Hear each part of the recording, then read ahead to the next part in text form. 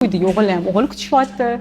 И раз bitta tug'ruqda qiz tug'ildida ularda. Xurshida Zakirovna tug'ruq paytida qiziqarli voqea bo'lganmi?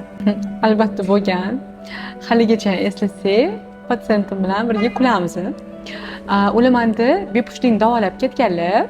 Bepushtlik bo'lgan, ular 4 yillik bepushtlik. Ikkinchi homiladorlikdan keyin homilador bo'la olmaganlar. Ularni davolaganman va o'z viloyatlariga ketganlar. 9 oy davomida o'z viloyatlarida ular davolanib, kuzatilib, aynan tug'ruq jarayoniga bizga kelganlar. Chunki aytganlar, o'zingiz bepushtligimni davoladingiz, endi oxirigacha tug'ruqqacha birga bo'laylik. Menda 2 o'g'ildan keyin o'g'il farzand deyishdi, 3-chi o'g'lim dedilar. Biz keyin ular bilan tug'ruq jarayonida bilasiz, kiyimchalarni tayinlaymiz. Уже o'g'il bola deb planировать qilinadi-ku, oilada ham hamma o'sha gender partiyalar qilishgan. Gender partiya bilasiz, hozirda urfga aylangan, ya'ni homilador bo'lishi bilan ya'ni homilaning jinsini aniqlab turib gender partiya qilishadi.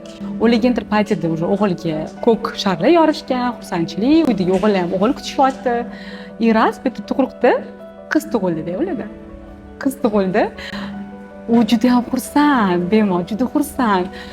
O'zingizlar adashgandan xursand, chunki ular qiz kutyaptilar.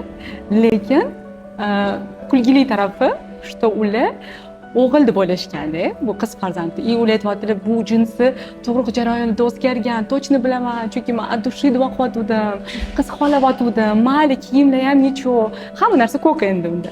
Chaqaloqni, qiz bolachani ko'k kiyimlar bilan o'rab, adasiga ko'rsatgan edikda. Bu juda ham qiziqarli bo'lgan, ham xursandchilik, ham qiziqarli. Buni kulib eslashimiz mumkin.